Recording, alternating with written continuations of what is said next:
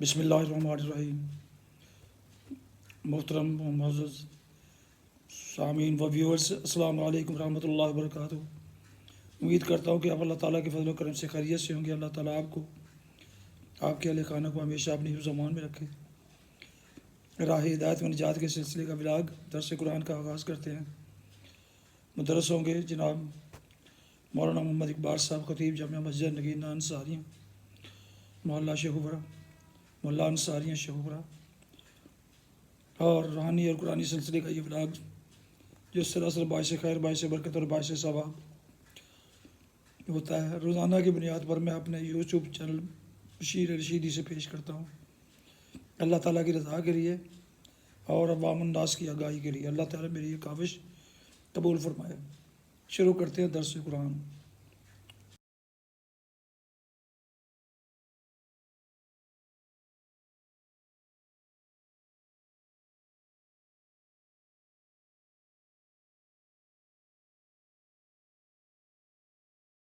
نماز 5:15 بجے۔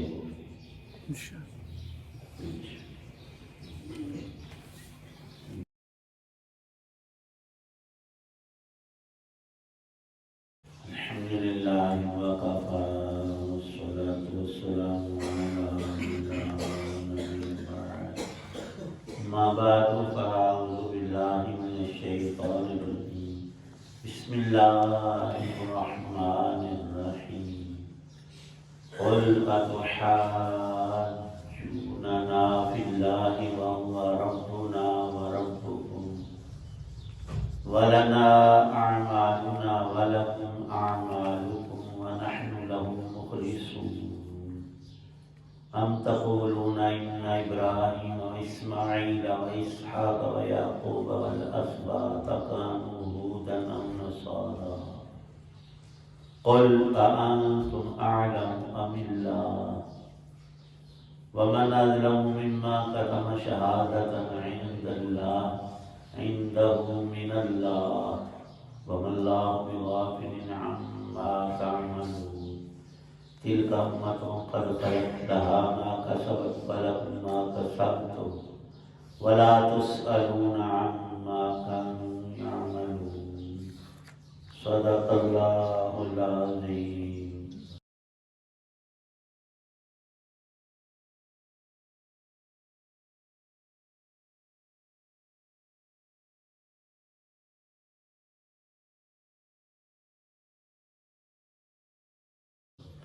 کہہ دو کیا تم ہم سے اللہ کے بارے میں حجت کرتے ہو، حالانکہ وہ ہمارا بھی رب ہے اور تمہارا بھی رب۔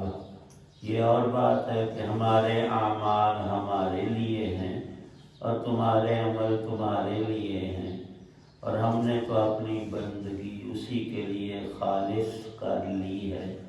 بھلا کیا تم یہ کہتے ہو کہ ابراہیم، اسماعیل، اسحاق، یعقوب اور ان کی اولادیں یہودی یا نصرانی تھیں؟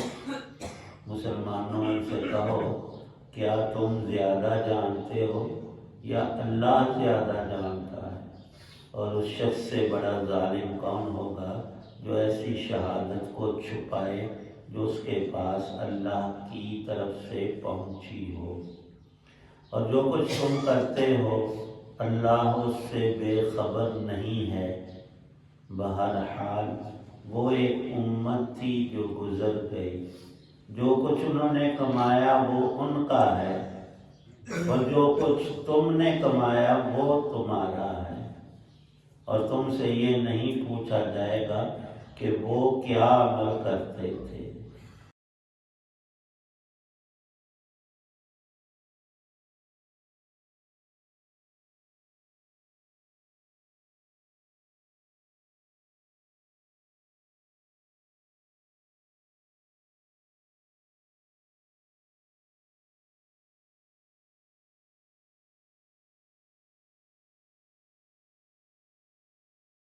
سورۃ البقرہ کی آیت 139، 140 اور 141، یہ 3 آیات ہیں۔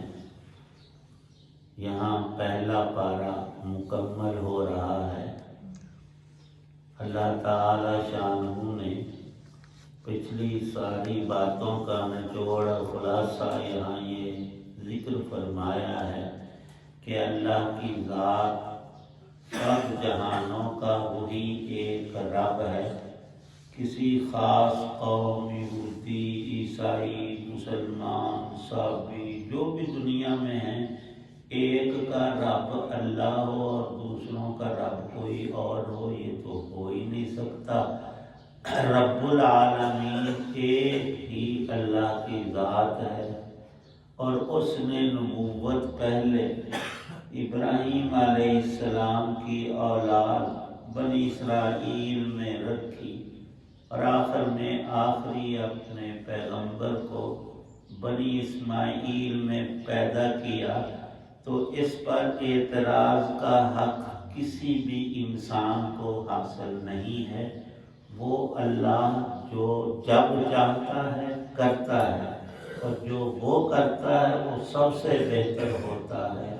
اب ایک قوم کا رب اللہ کو قرار دینا، باقیوں کو اس سے خارج کرنا، یہ سرے سے ہی غلط ہے. یہ بنیادی بہت بڑی غلطی وہ خود سے نہیں آئی. بنی اسرائیل نے اپنے پاس سے گھڑ لی اور کہنے لگے ہم جتنے چاہیں برے عمل کریں. ہماری نسل میں بڑے بڑے انبیاء علیہ السلام آئے، وہ دھکے سے نعوذ باللہ رب سے ہماری بخشش کروا دیں. اللہ پاک فرماتے ہیں یہ بات قطعی طور پر غلط ہے.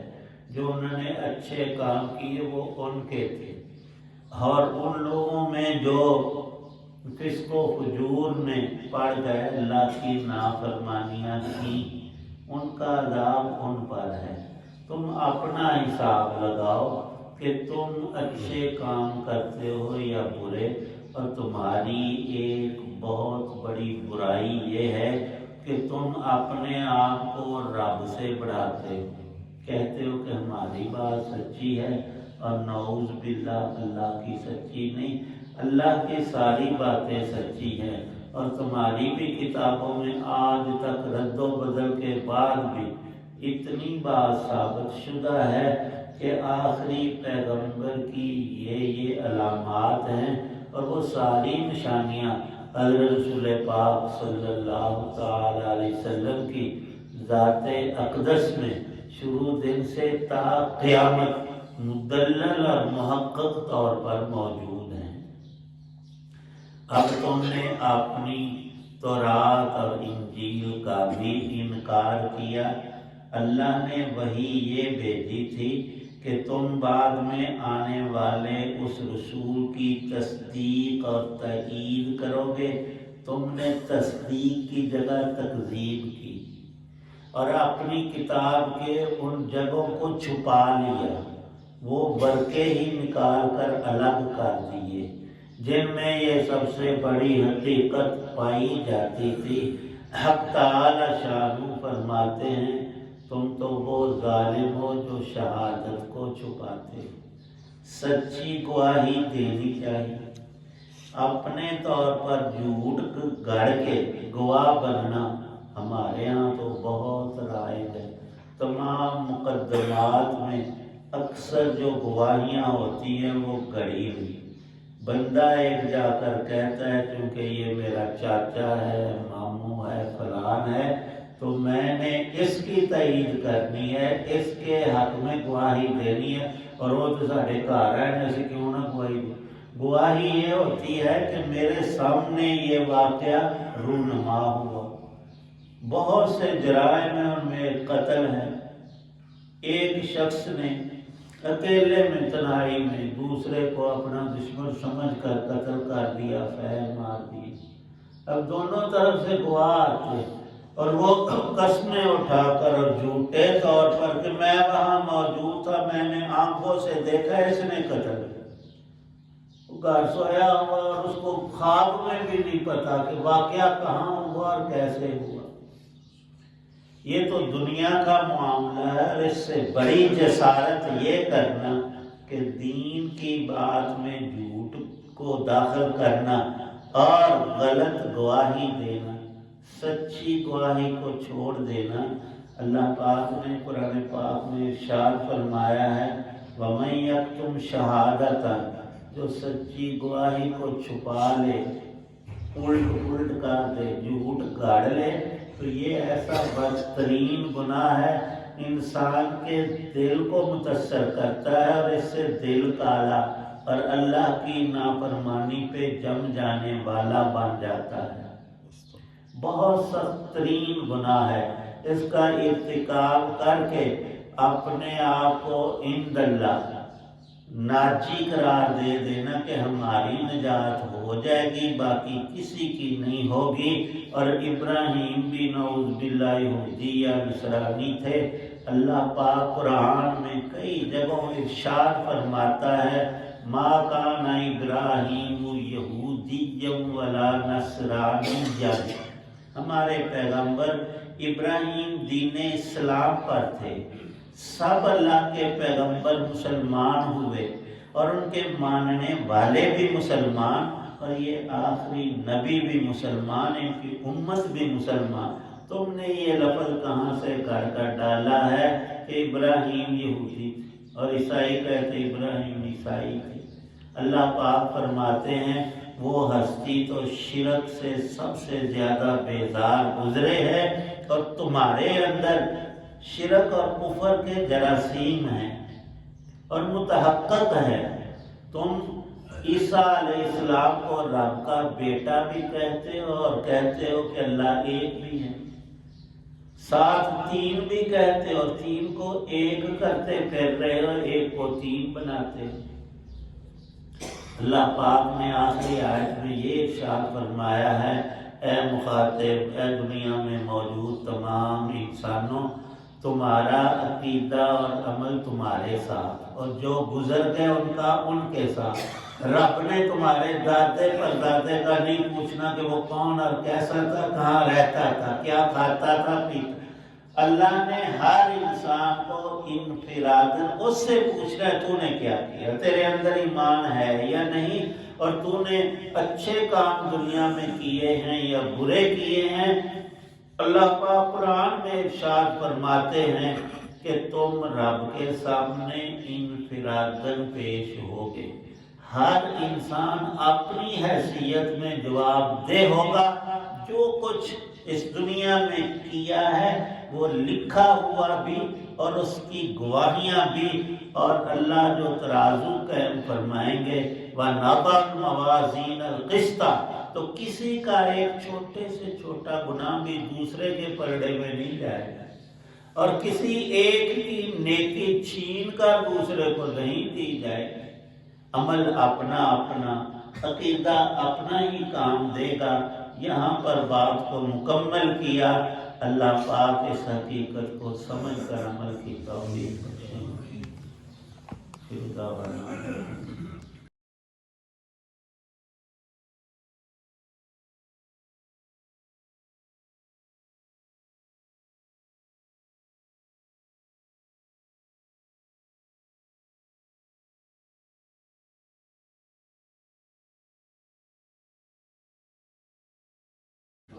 अल्हम्दुलिल्लाह रब्बिल आलमीन वस्सलातु वस्सलामु अला रसूलिल्लाह। रब्बना ज़लमना अनफुसना व इल्लम तग़फिर लना तरहमना लनकूनन्ना मिनल ख़ासिरीन। अल्लाहुम्मा इन्नका अफ़ुव्वुन तुहिब्बुल अफ़्वा फ़अफ़ु रब्बिरहम्हुमा कमा रब्बयानी सग़ीरा। अल्लाहुम्मा अजिरना मिनन नार वअदखिलना जन्नता मअल अबरार। तवफ़्फ़ना मुस्लिमन व अलहिक़ना बिस्सालिहीन। अल्लाहुम्मा अश्फ़ि मरज़ाना व मरज़ल मुस्लिमीन। सल्लल्लाहु तआला अला सय्यिदिना मुहम्मद व अला आलिहि व अस्हाबिहि व अहलि बैतिहि अजमईन। आमीन बिरहमतिक।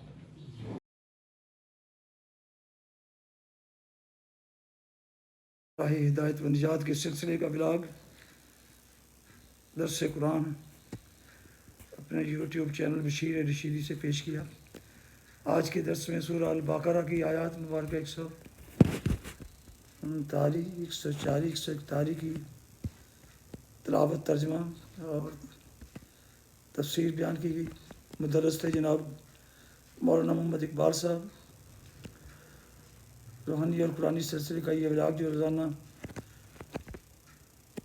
کی بنیاد پر اپنے اس چینل پر بشیر علی شیری پر اپلوڈ کرتا ہوں، اللہ تعالیٰ کی رضا کے لیے، عوام الناس کی آگاہی کے لیے، اللہ تعالیٰ میری یہ کاوش قبول فرمائے۔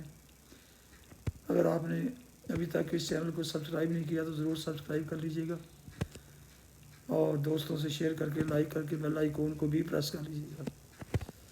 اپنا بہت خیال رکھیے گا، اپنی دعاؤں میں پاک وطن، والدین، آباء و اجداد، اعزاء و اقارب، دوستوں کے علاوہ اس ناچیز کو بھی ان میں شامل فرمائیں تو بہت شکر گزار ہوں گا۔ اللہ آپ کو، آپ کے بچوں کو ہمیشہ خوش رکھے، آباد رکھے، شاد باد رکھے، آمین۔ السلام علیکم ورحمۃ اللہ وبرکاتہ۔ پاکستان زندہ باد۔ اللہ حافظ۔